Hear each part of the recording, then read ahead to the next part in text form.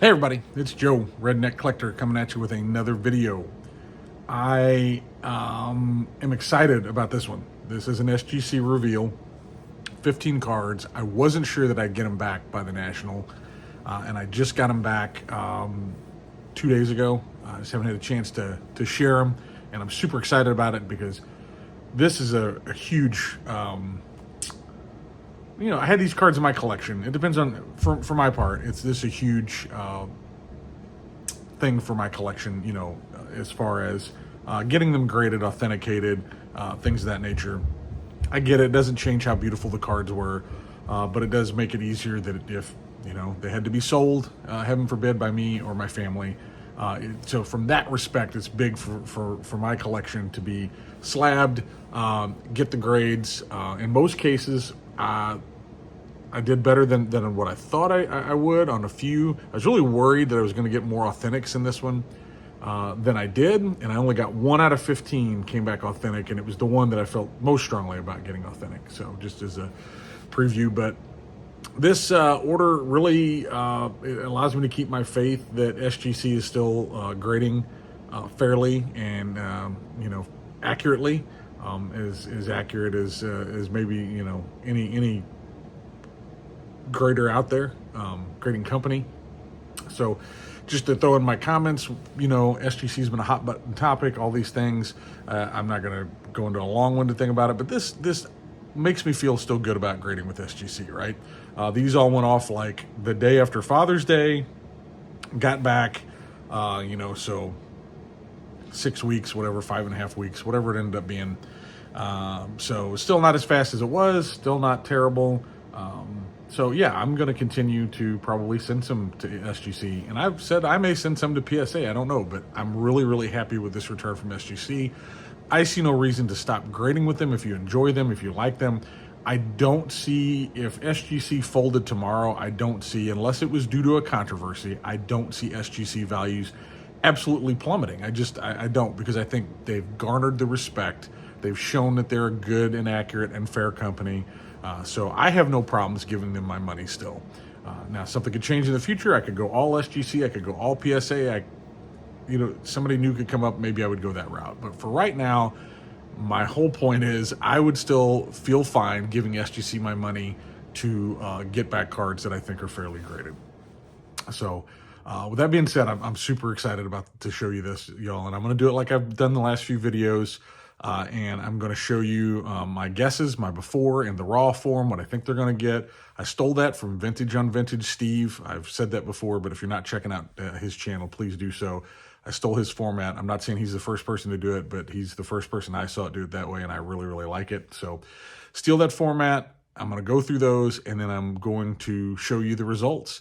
And I'm just super duper excited about this, y'all. I can't wait to get into it. So I'm going to turn this camera around, show you what I thought I was going to get, and then more excitedly, I'm going to show you what I did get. So thank you all so much for tuning in and checking this one out.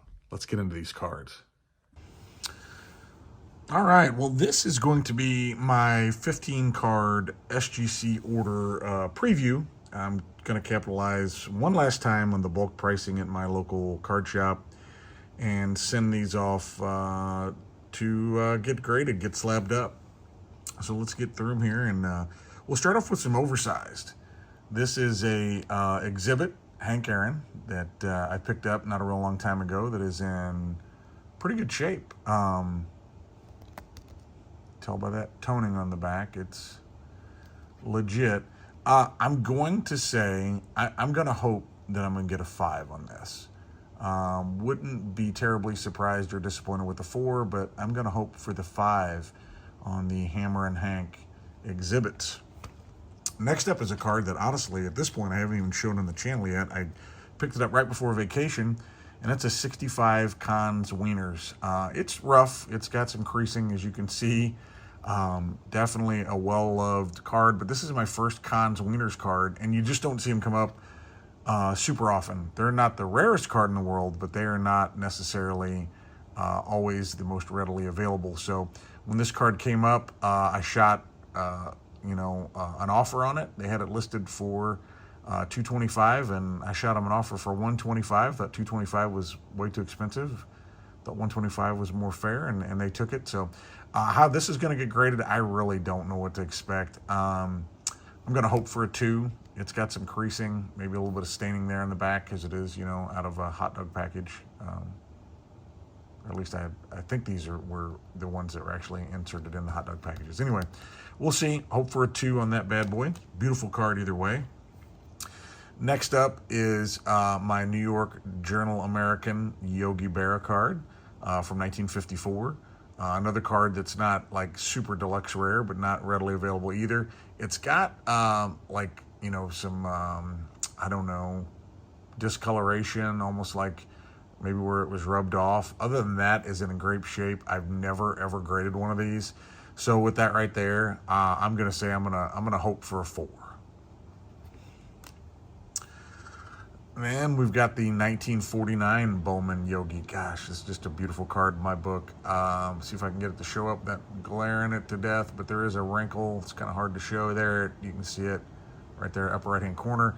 It is wrinkled, but the color's nice, the registration's nice. No other major flaws with this, but still, I'm sure the wrinkle holds it back, and I'm gonna say that this one is gonna come back a 3. Keeping with the 49 Bowman theme, the beautiful blue background of my man Red Schoendienst. It does have a little bit of what I would call staining there at the bottom. Otherwise, centering is not bad. Color and registration is beautiful. Back looks pretty good. So I'm going to say the same thing. I think the stain holds it back, so I'm going to call this a 3. Let's hope for a 3. Next up, probably get tired of hearing about him on my channel, but I do think Ken Boyer deserves to be in the Hall of Fame. This is, I have a couple copies of his rookie card. This is my best one. Centering is really pretty nice. No major flaws whatsoever. So I'm going to call this a 5. Hope for a 6, but I'm gonna guess this brings home a 5. How about a 53 Enos Slaughter, Country Slaughter? A little bit of whitening there on the bottom left. Not perfectly centered, but pretty darn good centering. No other major flaws with this card. I'm gonna hope that this one brings a 4. Maybe I'll get lucky, get like a 4.5, but I'm gonna call this one a 4. Hopefully I'm surprised. How about 1958 of the Splendid Splinter, Teddy Ballgame himself, Ted Williams. I picked this up in that collection from the young man earlier in the year. It does have a pretty good wrinkle going through there, and there's also a wrinkle that it might only show up in the back. Yeah, right there. So I'm going to guess that this card here is going to bring home a 2. Anything above a 2 would be a surprise for me, and welcome to it. You can also see where it was probably rubber banded at one time there on the side. So obviously centering leaves something to be desired, but I'm going to guess a 2. Next up is my very, very rough 55 Bowman Mickey Mantle. I mean, it goes beyond chipping. It's considered paper loss. I would not be surprised if this brought home the authentic grade, but it's also got this in the back. I'm not even sure what that is. I don't think it's paste, so I would love to see it get a number grade and get a 1, but I would imagine with this kind of paper loss, it's probably going to bring the authentic. But it's a mantle, and it's one that I didn't have for his run. I bought it with the 2 Cobb Mecha double folders, so it's basically like a throw-in, so why not? It's about time this guy got sent off. This is my 53 Satchel Paige that I bought in that collection of 53s. It's got obviously some issues on the surface. Still just presents so beautiful. God, it's such a great card. It's also got the blue ink pen on the back. All those 53s did. Whoever loved that collection loved marking them up. So I think with a mark like that, the best it could possibly get is a 1.5. I would love to get in a 1.5, but I'm guessing it's going to bring home the 1. Same collection. This is the Mick, the 53. He's got some more surface issues as far as creasing and things like that are concerned, and there is a little bit more chipping or paper loss, if you will. Let's see if I can show that side there. So I really want this to, and it's got the blue. Can't forget about the blue. You can see this card was well loved. I really want it to get a number grade. I want it to bring home the 1, but I'm also worried, just like with the 55, it might bring home the authentic, but ultimately does not matter. It is in my collection for the long haul. Beautiful card. Now let's get into some pre-war. Talked about them. Might as well just show them both at the same time because they are very similar. They have some paper loss. This one on the bottom corner. This other one over here has it on the upper corner. But otherwise, they're in pretty good shape. They're both factory number 30. So I don't know what to expect with that paper loss. Hoping that I'm going to get ones, but going to be just fine with a couple of authentics.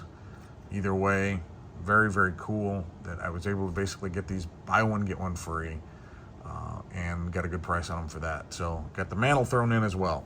Happy to have those. Next up, my beautiful 1941 play ball, Ted Williams. Obviously has a little bit of centering issues, does have a crease or a wrinkle up there at the top. It does have a spot on the back in Bologna where it looked like they took a pencil and kind of filled that in. So I'm going to guess that if SGC catches that, and I'm sure they will, probably looking at a 1.5. Would love to see a 2, but same as many of these other cards, it really ultimately doesn't matter. I'm going to be happy to have it in the collection. And then rounding it out, I'm sure this one will just piss me off because it's probably going to come back as an altered. I bought this from the same person that I got the 34 Dizzy Dean, and obviously it's got some creasing on the front there, but man, just a beautiful Jimmy Fox card. It had been glued in, so see the crease goes through, but it had been glued in just like the Dizzy Dean. They gave the Dizzy Dean the altered designation, which I think is dumb, and they'll probably do the same to this, but we're going to hope maybe they'll give it the 1 instead.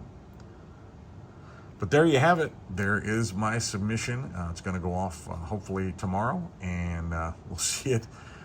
Got to be great if it came back before the National, but today is Father's Day, June, was it 14th, 15th? So I don't hold much hope that I would get it back before then, but it would be cool if it did. But we'll see how it goes. All right, let's get this started. Like I said, I'm really excited about this submission.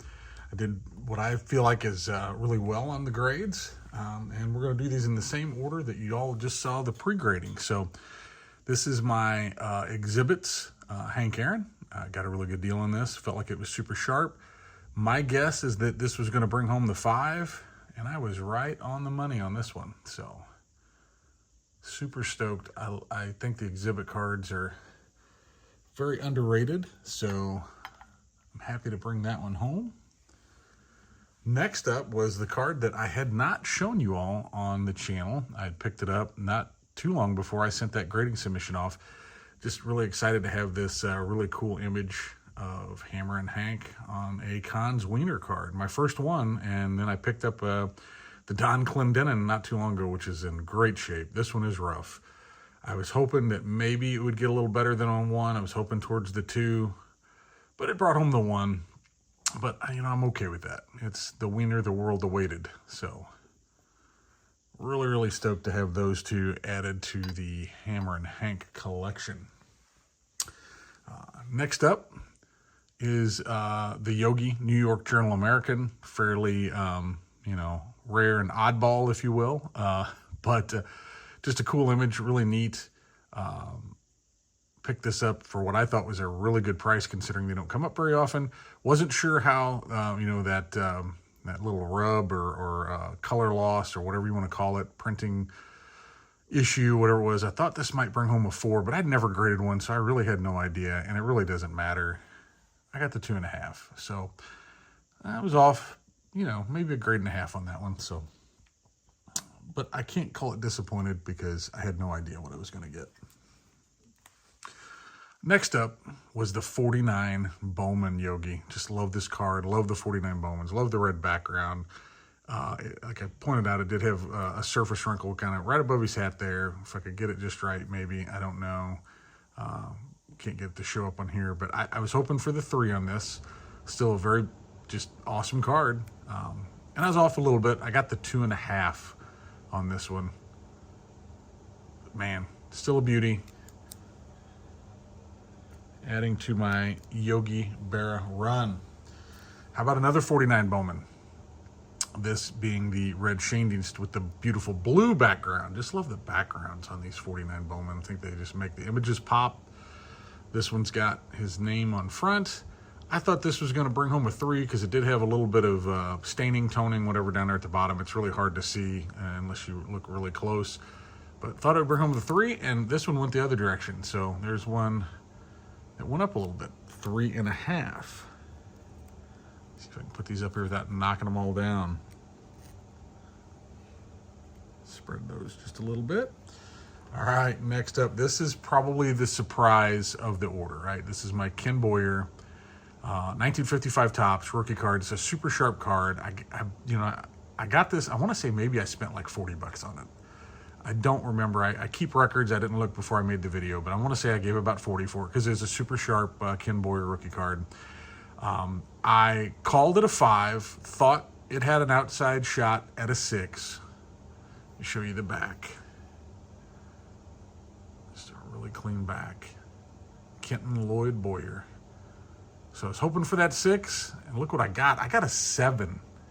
So this is super, super cool. Super excited to have this card in a 7. A 55 Topps rookie. Just proof that you can still find raw cards out there. And they'll grade a 7. And I don't think they're wrong. I think I was probably just shooting a little low. I thought it looked really good, and I thought, man, this is probably a 5 or a 6. And it comes back to me a 7. So that is probably the biggest shock in a good way for a grade in this order. Next up, we got the 53 Topps Enos Slaughter. Beautiful card. Love the image. I think I called this a 4. Pretty sure that's what I guessed on it because I thought that a little bit of whitening there in the black in the bottom might hold it back a little bit, but otherwise a really sharp card. Look at that, y'all. I got the 5. So very, very cool to get the Slaughter. Next up, Ted Williams. It's got the wrinkle down there. Call it a wrinkle, crease, whatever. It doesn't go through to the back, so I call it a wrinkle. Pretty off-centered, but it came in a collection. I really put a lot of emphasis into Ted Williams. He's a guy that I want to pick up more of his cards. I picked a handful up this year. I will be looking to maybe add a card at the National of Ted Williams if the right one comes up. But this one was in a collection I bought. I thought this would be a 2 because of the centering and the wrinkle, and it also had a little another little wrinkle in the back. And I hit that one on the head. We got the 2. We'll set that one off to the side there. All right, next up is my total beater 1955 Bowman. I mean, look at this thing. Some of y'all would be like, Joe, why did you grade that? Well, it's Mantle. You want to make sure. Like I said, if I ever decided to move it, if I decided to upgrade it, it's going to be a lot easier to maybe move it slabbed versus raw in this form. I really thought this paper loss down here in the corner was going to get an authentic. And I was wrong. I got the 1. So how about that? We'll take it. It's one I didn't have for my Mantle run. All right, how about some more 53s? This came from my 53 Topps buy that I bought, where I picked up like over 80 53 Topps cards. I did a whole video on it. If you haven't seen it, go back and watch it. I got it for a song. I gave about $900 for all of them, including this one and the next card. And several more Hall of Famers, but I've only graded the 2. So this card here, we'll show you on the back. Not noticed it before, haven't seen my previous videos. They all had blue ink pen marks on it. I apologize for the glare. I'm doing this in the daylight, and I usually don't. So it's got some, surface creasing wrinkles, nothing too bad other than up at the top, but it presents really well. Anyway, I really was hoping that I was still going to get a number grade on it, and I did. I got the 1. So excited. I think this is one of the most beautiful cards, most iconic cards in the hobby, to be frank. So very, very happy to bring this one home, and we're going to take Enos down for just a moment. We're going to put Satch there, and we're going to move red for this next one here on the Wall of Honor that I'm building, because the next one is another 53. This is the biggest card in the order. This is my 53 Topps Mickey Mantle, well loved. Like I said, I was afraid that might be paper loss. Thought they might hammer me really hard for that. It's got the same blue mark on the back. Still, I know, I'm going to talk good about it because it's my card, but I still think it presents well. I still think it's beautiful. It's a big part of my collection now. It puts me a step closer to possibly completing the Mantle run outside of the 51 Bowman and 52 Topps and or a lottery win. But I thought, man, the paper loss might hold it back. It might get the A, but I got the 1, y'all. And I've never been more excited to get a 1 in my entire life on a submission. And some of y'all may think that's silly, like, oh, Joe, don't get hung up in the numbers. And you're right. I'm not going to say you're wrong, but it's just, you're glad to see that number over there versus authentic, because that authentic sometimes can be that scarlet letter. People think, oh, what's wrong with it? It's just authentic. Somebody's trimmed it or this or that. No, that's the problem with authentic, is it runs a whole gamut of possibility and issues, and that has kind of that negative connotation with it. So anyway, very, very happy. That's probably the, highlight of the submission, if not another card coming up here soon. But these deserve, let's see, we'll do these at the same time. If I can do it without, I can't really do it without getting glare worse. I'm not that dexterous. So this is the Crawford and Cobb Mecca double folders. So cards that are over 100 years old, and each one of them has an issue where they've got paper loss on them. That has got a missing, like where it dog-eared and fell off, and the same thing down here. Other than that, they're in great shape. It's just those spots. Well, I thought that loss of paper, if you will, I have never graded these before. These are my first 2.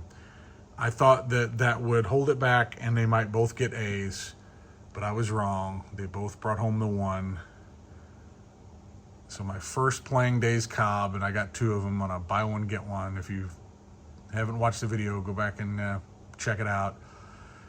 It's really cool. So one of these is going to stay in my collection. I haven't decided which one. I keep staring at it, but I don't know which one. Let me know in the comments which one you like better, left or right. The one with the lower paper loss or the upper paper loss, because I'm not sure.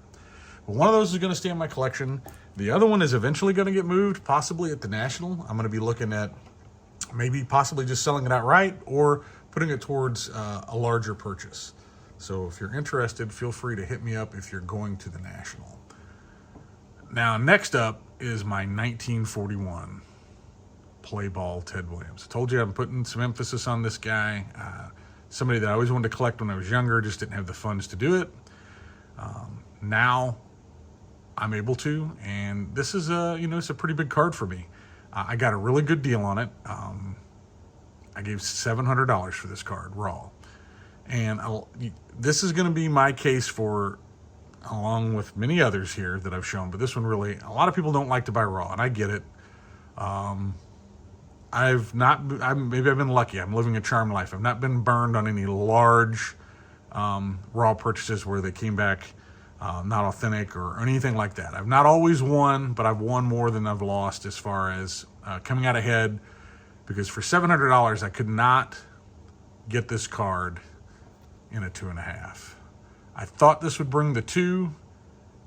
I was hoping it would bring the 2. Actually, I was wondering if it wouldn't bring a 1.5, and it total surprise when it brought me a 2.5. Just a beautiful card and a big win, because at $700, it would take at least twice that to buy this card in a 2.5. So that's my case for don't be afraid. It's not one to focus. Don't be afraid to buy a raw card, or if you have risk tolerance like I do, don't be afraid to buy a raw card. Because sometimes you win, and in this case I won. I come out with a better card than I could have got.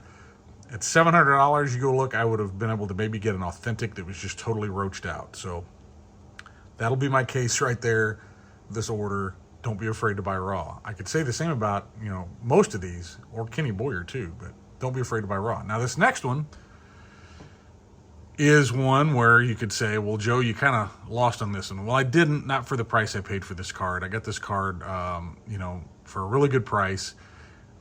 Came from the same seller that I bought the 1934 Gaudi Dizzy Dean.